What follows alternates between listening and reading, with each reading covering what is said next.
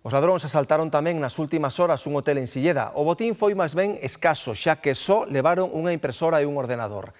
Porén, os danos, que non foron estimados aínda na súa totalidade, son cuantiosos debido aos considerables estragos causados. A Garda Civil xa ten a denuncia e investiga o roubo a este ecohotel rural de Silleda a pouca distancia da vila pontevedresa.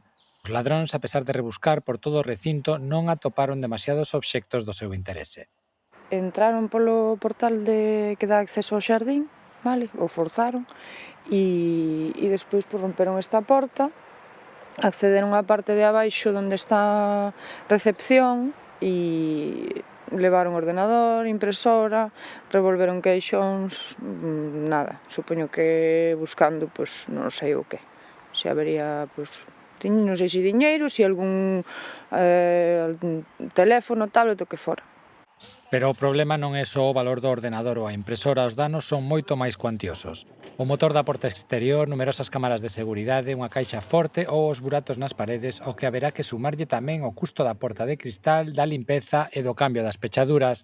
E por riba de todo iso a sensación de vulnerabilidade, de inseguridade e o traballo engadido que supón a perda dos datos do establecemento. O peor de todo isto ahora mismo é que ao levar o ordenador, pois, a información, o sistema de reservas para poder traballar e todo eso é o que nos está causando pois o problema máis grande aquí ahora mismo.